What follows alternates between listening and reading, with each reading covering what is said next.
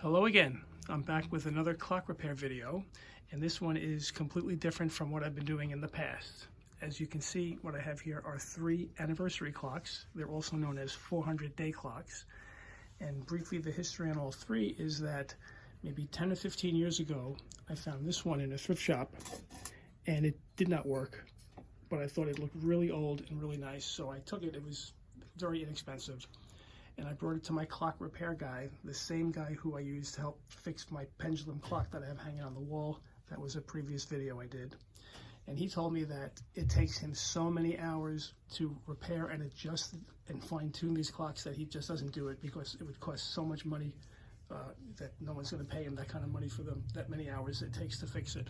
So it's been on a shelf all these years because I like how it looks. And then not too long ago, we're at a tag sale, and I see this clock, and they wanted $5 for it. I didn't know if it worked or not, but how could I turn it down? So I got it.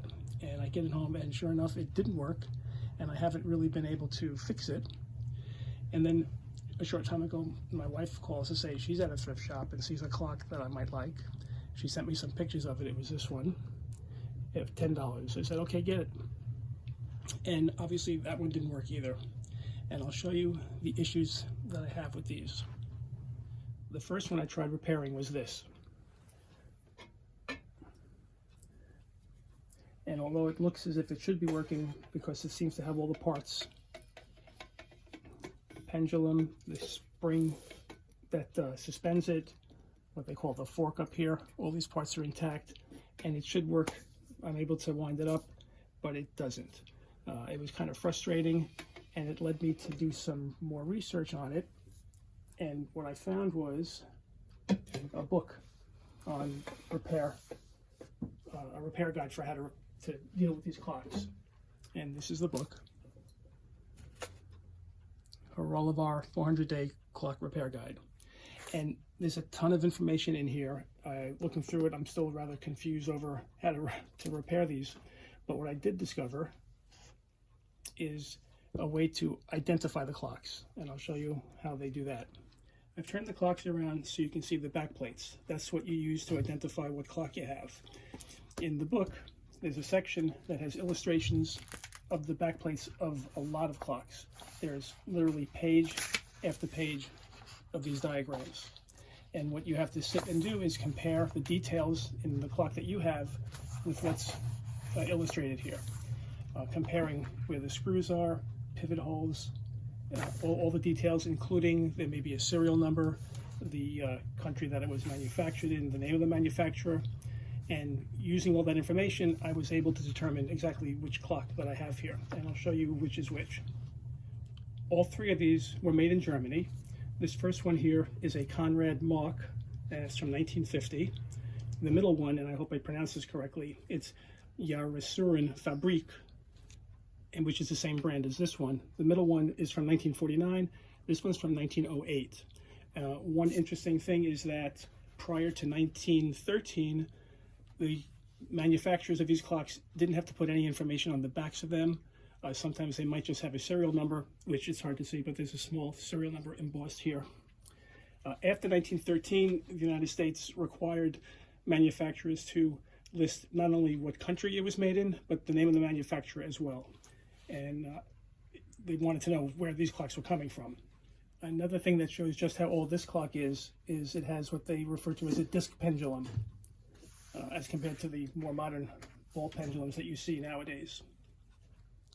But what I'm going to do next is move aside these 2 and try to work on fixing the middle one. Once you've determined which clock you have, you're also able to use the book to determine what parts you need to get for it. And there's a section that lists, every clock's different, showing the length of the pendulum suspension spring, along with the attachments that are going to grab onto the pendulum, as well as the fork and the attachment that's going to go up to the top of the clock. So using this, I was able to get what I hope are the correct parts, a package of the springs, and the fork and the various screws that are going to attach up to this mounting bracket on the top. So I'm going to look to put all this together, and when I'm ready to hook it up to the pendulum, I'll come back. I'll try to show as many steps as I can. What I did first was using the template that came with the suspension spring, I lined up the parts and attached it. I'll try to show you that.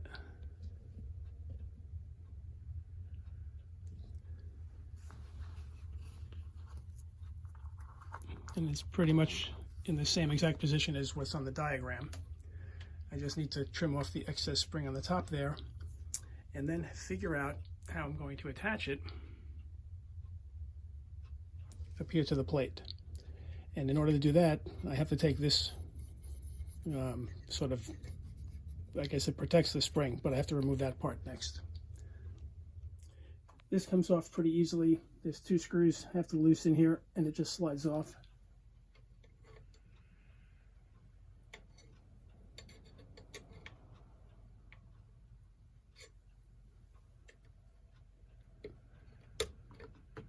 There we go. Now I have a separate attachment, and I just have to figure out how it fits on here. I figured out how to put on the holding screw over here. I mounted it, and what happens next is the whole suspension spring will be attached in here, in that slot. However, looking at it more closely, I've discovered another part that's missing, and I'm going to show you what that is. I'll try to show this freehand. It's a little difficult. The camera might be a bit jerky, but once the fork fits through here, there's supposed to be a rod that goes straight up between those little tines, and that rod is attached to this piece here. And what happens is it rotates back and forth, and the action of the fork keeps it moving. And when this goes back and forth, that's what's making the hands go.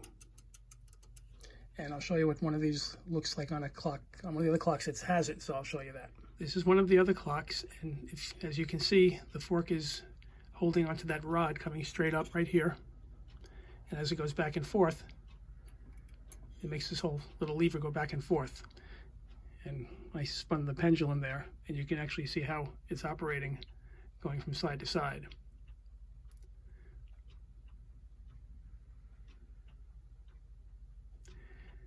So what I need to do now is look up this particular part, whether the whole thing has to be replaced on that other clock or if there's just a rod that'll fit it into it. I don't know yet. But in the meantime, what I'm seeing on this clock is the suspension string. It's not a metal wire as the others are. It actually looks like just nylon, almost like a piece of fishing line. And I'm thinking that can't be original. So since I have some extra springs here, I'm going to look to replace that and see if that's all it takes to get this clock working. 2 things I can report on here. One is that I put the new spring on the other clock and it didn't help it to run at all. So we'll put that one aside. And with this one that I have to order the new part, it occurred to me if I just go ahead and hook up the spring wire and attach it to the pendulum, if that's all it takes to get this clock to work, it should keep spinning, even though the time won't be changing until I can get the rod apart. But this way I will at least know if that's all it takes to get this clock running. So let me see if I can install the spring and hook it up to the pendulum. I've hooked up the spring, attached it to the pendulum. One thing about these clocks is they have to be perfectly level so that the pendulum fits inside the little cup here without touching the sides. And you can get one of these small circular levels, which lets you know if it's level. Next, I want to make sure it's wound.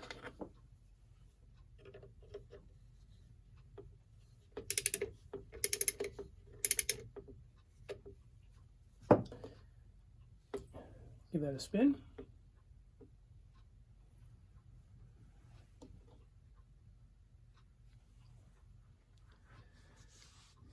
And I'm just going to let it go and come back in, I don't know, half hour, see if it's still running. And we'll come back and see what we have. As you can see, it's not running. The pendulum stopped. I didn't know how long it ran for, so I gave it another turn and then stayed with it to see just how long it would go. And it stopped after only a few minutes. Let me turn the clock, make it easier to see. and hopefully you can see this. You can see the pin that I have going through the fork into the anchor. And what I did was I loosened the nuts on the back of the plate and just very carefully separated the two plates just enough to be able to remove the anchor, but not so far that the gears would start falling out of place. Put this back here. And it was actually screws on the back that I loosened up, not nuts. But what I want to do now, turn the clock around. Okay, we have it at 11 o'clock here. I'll give it a spin. And I'm just going to let this go, and when I come back, we'll know exactly how many minutes it's running for. As you can see, it's only run for about 15 minutes, and I really don't know why it won't continue. The spring is wound. I think my only other option, hopefully, is that a lot of dirt is in the gears, in the pivots and the bushings, and what I think I'm going to try to do is just open it up, take it apart, and give it a good cleaning. So let me figure out the best way to approach that. The first thing I want to do is remove the pendulum.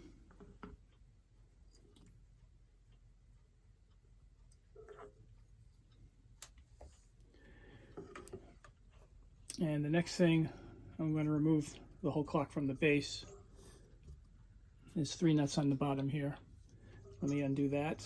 Once I get it off, I'll put this on my workbench and we'll start taking it apart. I've removed it from the base. I also removed from the back of it the pendulum spring. And now I'll set it up and take a closer look at how to get the plates off and get the gears out. These little sleeves slip off of here.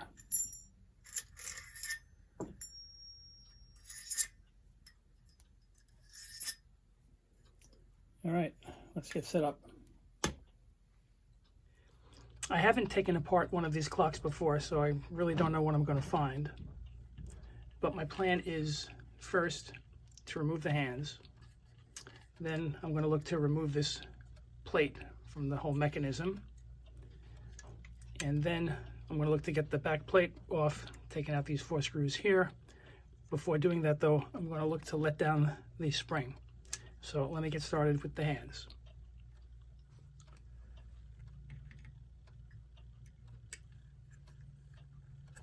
We'll see how tight this is.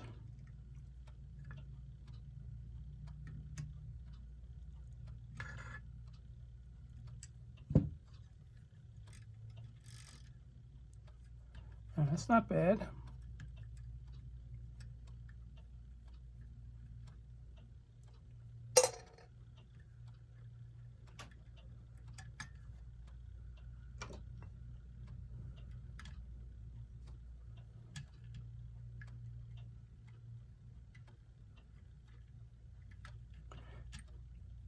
Well, not coming off very easily. Let me take a closer look and figure out what's holding it up. This really should come off just from prying it up a bit.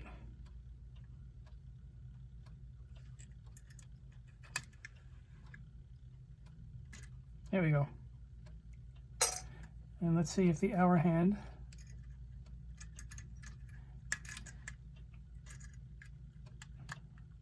actually, you know what? Before I try to pry it off, I'm going to have to protect this with some thick cardboard. What's nice about this clock, this is a porcelain dial, and I certainly don't want to chip or crack it. So let me set up a safe way to try to remove the hour hand. Just going to try to cushion the porcelain dial.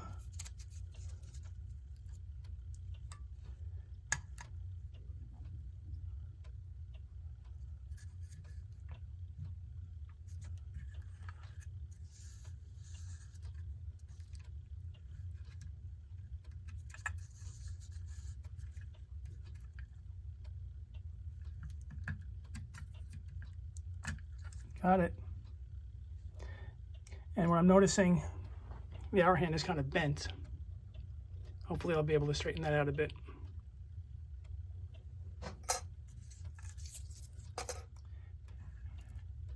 Let me see if I can get these off.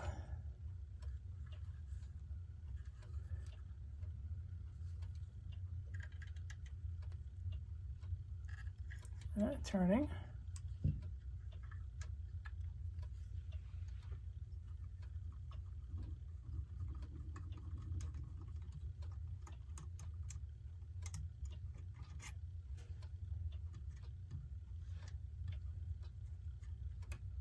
That's one.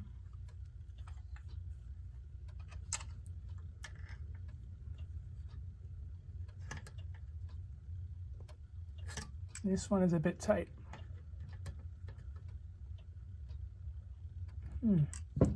Not budging. Let me use a little of my WD-40 around here and then let that soak in a bit. I have that right over here.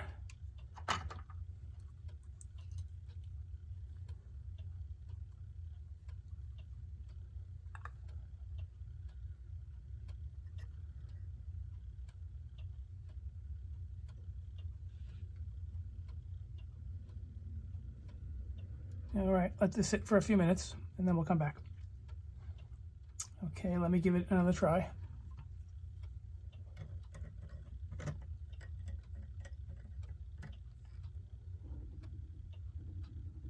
Okay.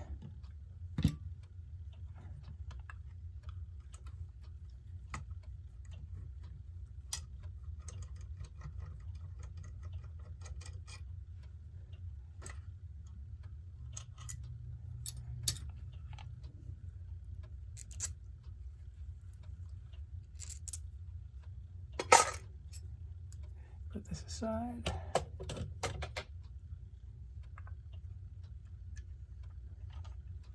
Okay, next, before I take these 4 screws out, I'm going to let down the spring. I'm going to try to show how this is supposed to work. So here's where you wind up the spring. You have the little teeth in this gear. This little lever locks into each tooth as you wind it, and below it, this spring is supposed to be putting pressure up into this piece to keep it jammed up into the tooth here, but this spring is kind of bent down. It's not doing anything. To undo the spring, I use my let down tool and place it in here. And if I push this lever up a little bit, disengaging it from the tooth,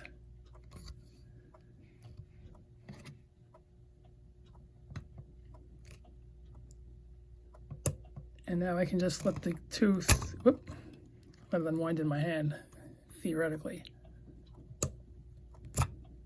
There we go. I have let down the spring. And this lever anyway, this spring is supposed to push this lever up into these teeth. But now it'll be safe for me to undo these 4 screws and get the plate off. What I'm hoping to find once I get this apart is a lot of dirt on the gears, and hopefully cleaning everything up well is all that it'll take to get this clock moving again. But I'm going to go ahead, remove the screws, and then continue from there. One thing else I've noticed is that there's a couple of bent little tabs on the rim here. One is over here, another one over here. And I think if I bend these out, that will enable me to remove the rim and the dial. But at this point, I don't think that's necessary, so I'm just going to proceed getting the back plate off. I've removed the 4 screws, as well as the one holding this little ratchet gear. And now I'm going to try to remove this plate without disturbing any of the gears in here.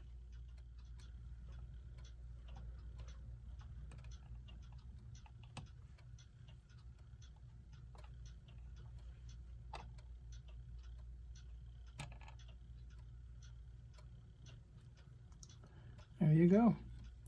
Before I do anything else now, I'm going to take some photos of all of this arrangement, and then I can start disassembling it.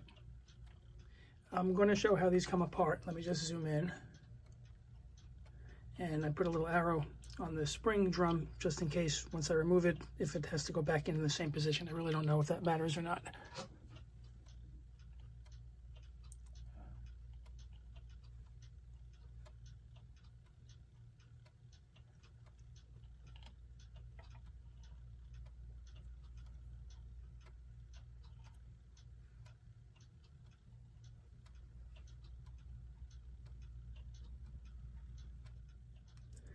What I am noticing right off the bat, a lot of dirt around here. And I'm seeing some buildup along some of these gears. Anyway, it looks like everything needs a really good cleaning.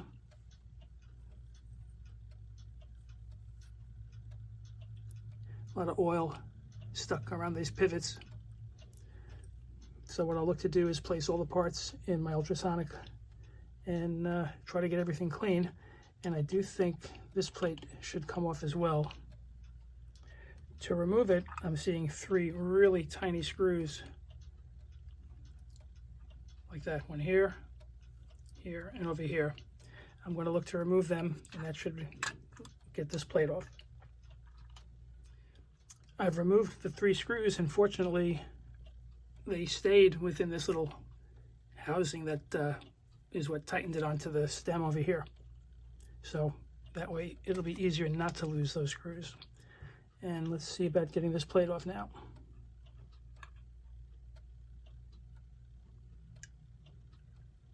Okay, take a closer look at these couple of gears, see if they come off. This one lifts right out.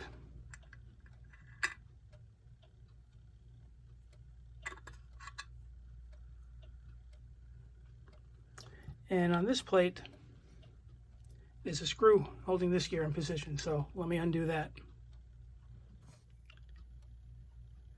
I've got this one removed, and what's interesting, almost missed it, is a tiny little washer, sort of an oval-shaped one, positioned over this center pivot here.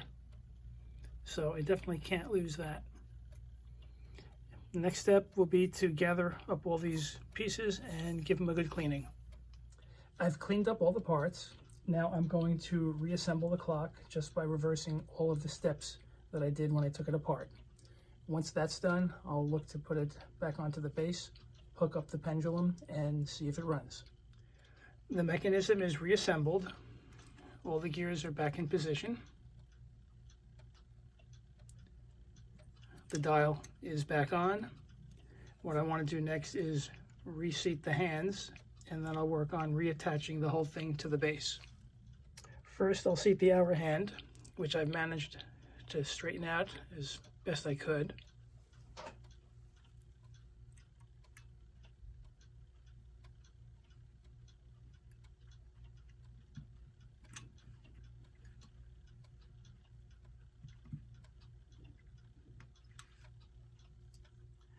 Next, the minute hand.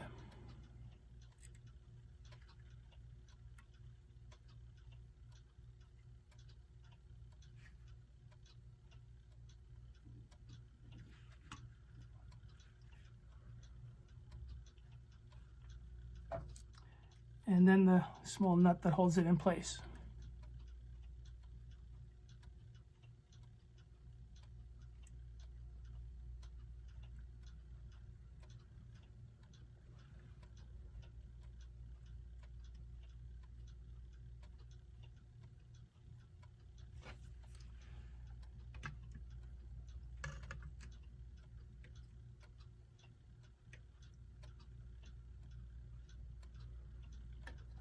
Okay, now I'll look to reattach it to the base.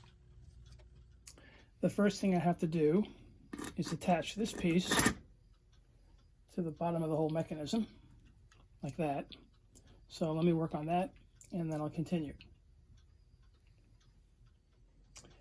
I have it secured. Next I place little decorative sleeves.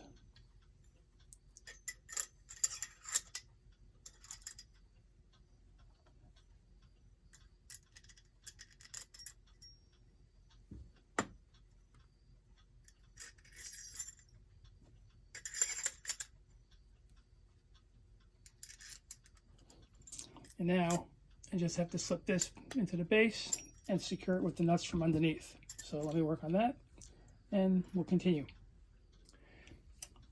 I have it back on the base, and what I need to do next is to insert the pendulum suspension spring.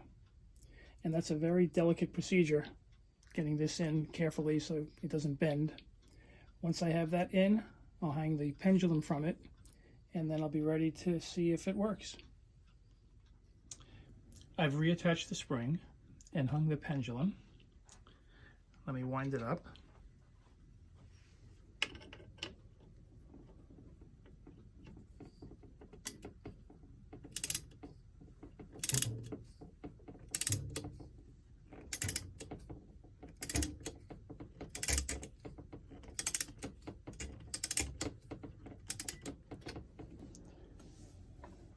Turn it around.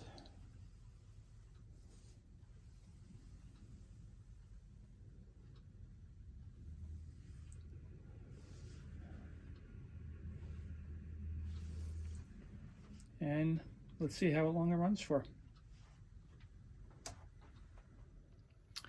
Well, as you can see, it looks a lot different than it did a moment ago when I said, let me give the pendulum a spin and we'll see how long it runs for. What ended up happening was it only ran for 7 minutes. So at that point, I was really having trouble figuring out what to do next. In looking at my book, I knew I had to put the clock in beat. And what that means is as the pendulum rotates, it's moving the same amount to the left as it is to the right.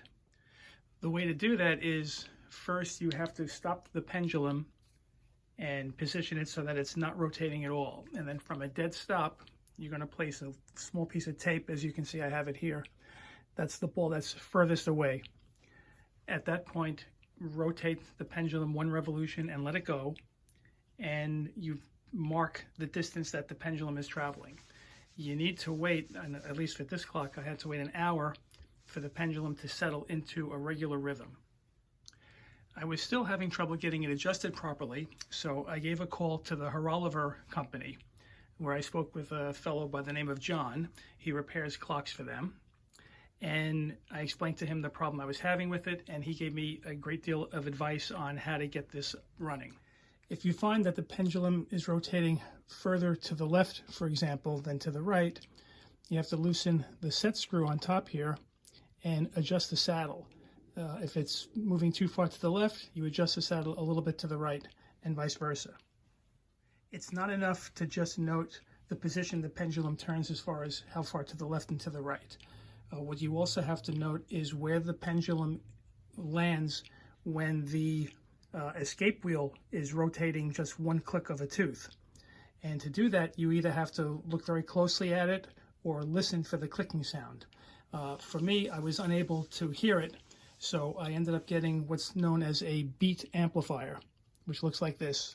And it lets you actually hear the click of the escape wheel. And I'll turn it on so you'll get to hear it.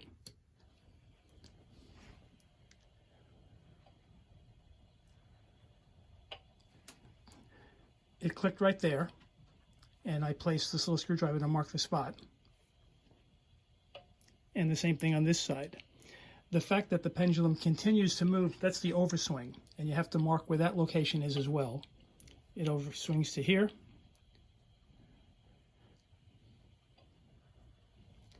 There's the click, and it overswings to here. And if you notice, the distance now between all of them is equal. Where it clicks and the overswing is identical to this side. So this clock is now in beat. What you have to do next is make note of the time on the clock and keep track of whether it's running fast or slow. Sometimes you have to give it as much as a day to really be certain. However, if it needs to be adjusted, there's a small disc at the top of the pendulum, and if you rotate it clockwise, it'll slow the clock down, and counterclockwise will speed the clock up. A quarter turn usually changes about 4 minutes a day. So very slight adjustments are necessary, and you really need to wait pretty much a whole day to see how accurate you are with it. But I have since been adjusting it and have it now almost spot on, I think. But I'm going to let it go for another day or two and fine tune it as I go along. Once I know that it's running accurately, I'll have to reattach the suspension spring guard.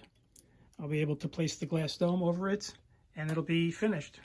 So next time you get to see this, it'll be a completed clock. Okay, this is not what I was expecting to show at this point. I was able to adjust the clock so that it ran a few minutes slow per day. which means that I would make an adjustment and then have to wait a full day to see how far off it was. All that free time let me do the same thing to the clock on the left as well. I completely took it apart, cleaned it, reassembled it. I placed a new suspension spring. What I also did that I didn't mention before was that I lubricated the pivots and bushings on both of them with a very fine synthetic clock oil. Another point I want to make is that earlier, when I said to give the pendulum a spin and see how long it would run, you should never spin it. That can cause the suspension spring to twist. The proper way to start these clocks is to rotate the pendulum one full revolution from a dead stop and then let it go. Both of these are now in beat, and both are running a minute or so slow per 24 hours. So my plan is to continue to adjust until I have them both as accurate as I can. Oh, there's one of my clocks chiming in. And hopefully it won't take too much longer to get these pretty much right on the money. One thing I realized is that I never explained how I replaced the missing anchor pin. After I removed the anchor, I saw that a broken piece of the pin was stuck in it. I was able to drill it out and then use a piece of a jumbo paper clip as a replacement. It was a perfect fit, and I placed a drop of crazy glue around it for extra retention. Now back to working on adjusting the clock's accuracy. Okay, I finally got them both running quite accurately, and here are the finished products. On the right is a Jahresrenn Fabrik, which according to Google Translate means annual clock factory. It's made in 1949. And on the left is a Conrad Mark from 1950. Both are over 70 years old. Considering the fact that when I started working on these, I really had no idea what made them tick, so to speak. But between some research, using the 400-day clock repair guide, and some professional advice, I'm quite pleased with how these came out. That pretty much wraps things up here, sort of a 2-for-1 video. Hope you enjoyed it. Bye for now.